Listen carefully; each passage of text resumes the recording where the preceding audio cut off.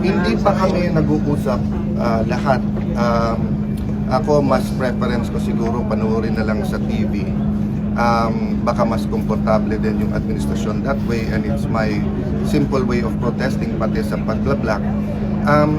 Unlike in 1986, 87 na ramdam talaga na may question of democracy. Ngayon, syempre it's more of poverty, economy at saka yung corruption. But I really believe that our democracy is in danger, and talagang pag nagsalita ka, target ka bigla. What do you mean by undeclared martial law, sir? Kanina, nung sinabi niyo may undeclared martial law. What did you mean by that? That's been said for the last 6 months, di ba? It's about freedom and democracy, di ba? So, tignan nyo lahat ng nakakasuhan at lahat ng nakukulong, di ba? Pag tahimik ka at sumama ka, parang if you can't meet them, join them, happy ka. Pero malungkot ang bansa. Pero pag tayuan mo yung mga prinsipyo mo, ikaw pa kakasuhan, di ba? So, This morning lang, I was meditating on Mike Defensor, no? I don't know his activities. I haven't kept in touch with him, but assuming he donated money, so assuming 50 million yung plunder, na hindi kami naniniwala tama yung interpretation kay Senator Marcoleta. Pero kung nag-donate ka ng 1,000, 1,000,000, tapos napasabay dun sa plunder ka rin, tapos non-bailable, bantayan nyo yung mga kaso.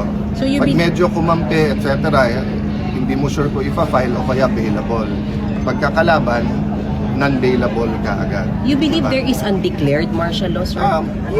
Kung hindi man, we're nearing that, di ba? Kung vlogger ka, nakakampi, wala naman cyber libel, wala namang warrant ka agad. Pagkakalabang ka, nandyan na kaagad. You also ask your editors, your owners of the networks, yung pressures kung meron o wala. Kayo makakasagot niyan.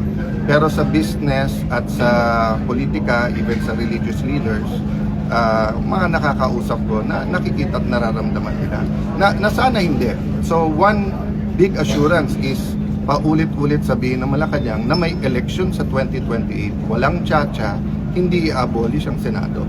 No, and one way to ensure that is yung numbers. To say na 2/3 is really 16. Kasi nagsimula yan sa 12:13 eh. Diba? Tapos ngayon, first few days sinabi nga 16. But then may mga gumagalaw na questionin na sa Supreme Court, o kaya tingnan natin, o kaya agahan natin yung pag ano nito, no? So it's dangerous times. Sir, yung counter